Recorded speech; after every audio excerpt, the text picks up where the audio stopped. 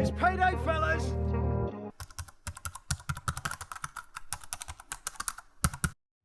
Starting and owning an individual business could be a great step in the pursuit of financial freedom. The constant worry of being fired in the next pandemic can be mitigated to an extent by going into the world of entrepreneurship. Hi, and welcome to the Count Moolah channel. Today we'll be taking a look at what you need to know when starting a business. We'll break down the process to a more simplified form and in the long run, help you start and run your business successfully. It is crucial to always remain open-minded and positive when trying out a new venture. Otherwise, minor setbacks will easily deter you from continuing with it to the end. There's never really a defined age as to when you ought to start the business, so no need to bother with how old you are when thinking of starting one. Casting all doubt aside and simply believing in your cause will create a bit of motivation to pursue any and all endeavors going forward. Having set of goals or targets could also be a factor when starting a business. Different businesses have different goals. Some seek to fill a gap in the market while simultaneously making money, while others are started as passion projects with a desire to satisfy a need but don't solely focus on profit. With all that out of the way, let's begin.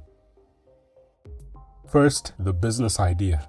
Settling on one kind of business may prove challenging at first, especially when all possible ideas seem easily executable. Basing your idea on the goals you hope to achieve will also matter. If the two don't align, then there's a huge problem. After finding the idea, then it's time to move to the next stage.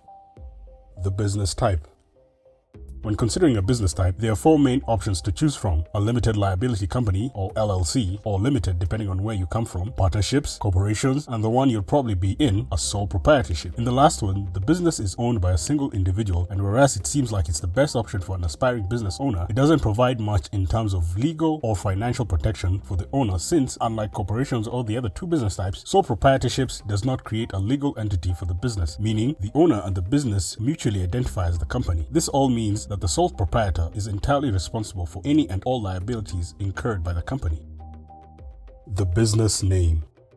The name you end up using will really tie into what your business is all about. A great business name will act like a great unique identifier for your company. Make it so that when referring to the business, it is easily identifiable and is synonymous with a lot of what you do. Just think of any business right now and see how easy it is to associate it with whatever products or services it offers. That is how you ought to find a name that suits your company type, so find a name that really stands out.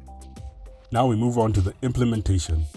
It is important to know how to execute the work. Proper planning is key to all this. In this step, you are essentially turning a plan into action. A few things to do during this stage might include setting the goals of the business, factor in the variables, and determine the roles and responsibilities, especially if you're working with another business or individual. Something that is an added advantage for a sole proprietor is a relative ease of doing business, as there are few regulations for this kind of business type which favor the potential owner. Now you move on to doing the market research. This stage can easily be next after coming up with a business idea. Surveys, focus groups, and product testing are all part of this process. Conducting a research of your intended market will easily help identify potential customers and source feedback on what is needed or what could be improved. The research can be conducted by the business owner, or the task could be delegated to a company that specializes in such. Information gathered may be used for product differentiation or market segmentation, which might further dictate the kind of advertising. This all helps in maintaining a competitive advantage over other similar businesses. We move on to loans.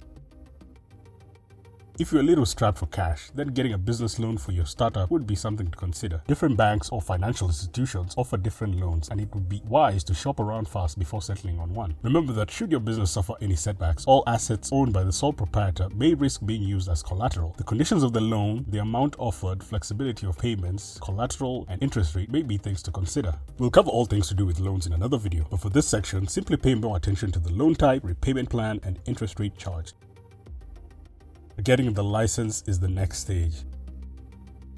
When starting out a new business, it is crucial to obtain the necessary permit and business licenses in order to be compliant. It is good practice to contact your country's or city's business license department and obtain the appropriate permit. The license or permit essentially gives you the right to own and operate within the area. After filing the application, the city zoning department will have to ascertain that the area within which you wish to operate is zoned for that particular business. Otherwise, if the area is not zoned for the business type, then you may proceed to get a conditional use permit that will require presenting your application before the city's planning department first. Another clearance hurdle that you need to get over is obtaining an air and water pollution control permit. If your business has any pollutants or discharges anything into the waterways and sewers, or produces products that emit gas such as paint sprays. The other is the fire department permit, which will be given if your business location meets all the fire safety regulations after inspection. But all this may vary, especially if you plan on operating your business from home. Now we move on to taxes.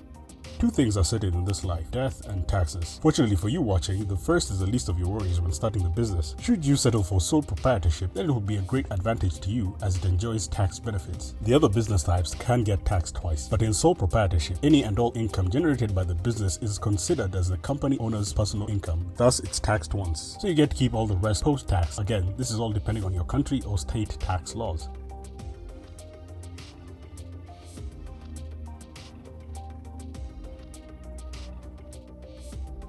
And that's the video. Tell me what you thought about it in the comment section below. Feedback is always appreciated. Any video ideas you think I should tackle, type them out down there too. Make sure to like and share the video. Turn on post notifications too. Stay safe, stay hydrated. Bye.